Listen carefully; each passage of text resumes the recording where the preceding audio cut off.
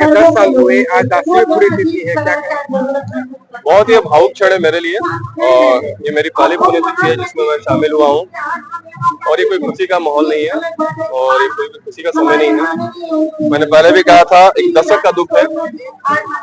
भले ही हम लोग चुनाव जीते हैं, जो ये चुनाव जीते हैं ये पूरी श्रद्धांजलि नहीं है उनके लिए। मैं बस इतना ही कहूंगा कि जो चुनाव जीते हैं ये विशेषकर ओझा की अधूरी श्रद्धांजलि है।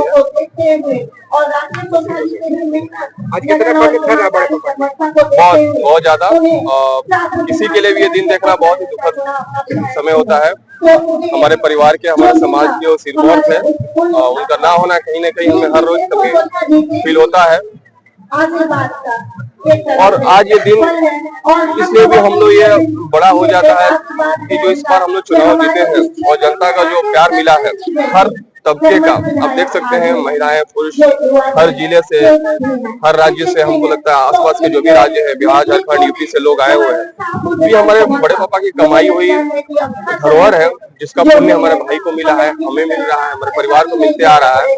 तो हम सबका बहुत आभार करना चाहते हैं जो समय निकाल के श्रद्धांजलि सभा में आए।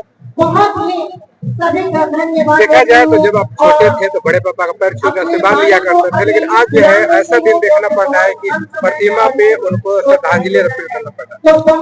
जी बिल्कुल, आशीर्वाद ही नहीं, हम पूरे होशो हवास में उनके साथ थे।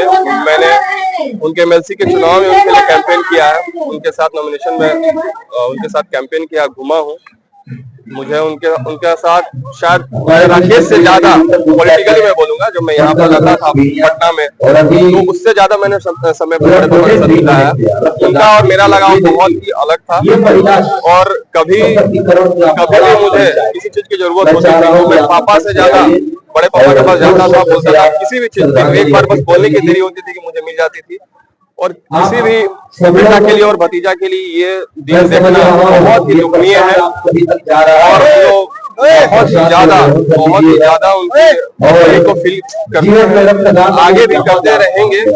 लेकिन हमें जो जनता ने आशीर्वाद दिया है उनकी कमाई के रूप में हमको जो आशीर्वाद मिला, इस बार हम लोग प्रयास करेंगे कि सेवा भाव करके और जनता को उनके मूल्यों पे, उनके संस्कारों पे खड़ा उतर के जनता का सेवा कर पाए, जिससे हम कम से कम इस व्यक्तियों को जिंदा रख पाए कि जैसे वो पिछले तबके तक पहुंच के सेवा करते थे, उनके बीच में मौजूद रहते थे, दिन हो या रात हो, कभी भी 24/7 365 डेज। तो हमें ये मौका मिला है, जनता ने आशीर्वाद दिया है कि बड़े पापा की स्मृतियों को पद चिन्हों पर चलकर, संस्कारों को फॉलो करके हम लोग को जनता का सेवा करना है। मेन यही मोटिव है। बड़े पापा का सपना रहा था कि शाहपुर का जब मैं विधायक बनूं तो शाहपुर का सेवा करूं, लेकिन चूंकि उनको मौका नहीं मिल पाया। लेकिन आपके जो छोटे भाई है वो विधायक है, तो क्या उनके पद चिन्हों पे चल पाएंगे? शाहपुर के जो विकास है, जो विकास की गति है, वो दे पाएंगे? बिल्कुल बिल्कुल। हम लोग अभी तो भी चुनाव बीते हुए 4 महीने हुए हैं, तो प्रयास करेंगे कि जो 2005 से 2015 में हमने सेवा किया था, जो विकास की रेखा उस समय खींची थी हम लोगों ने, जो लकीर खींची थी, उसको इस बार पार करें।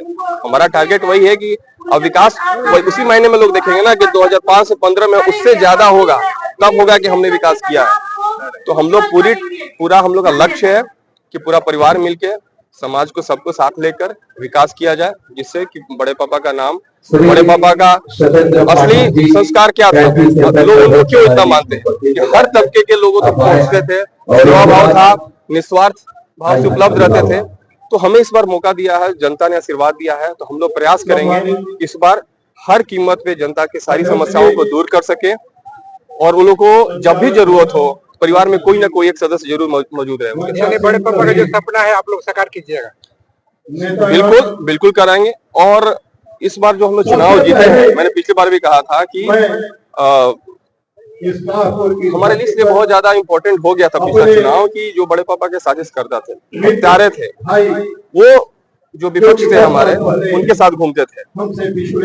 और मैं ये बहुत भारी मन से कह रहा हूँ कि चुनाव जीतना बड़े पापा को कोई श्रद्धांजलि नहीं है, वो आदि श्रद्धांजलि है।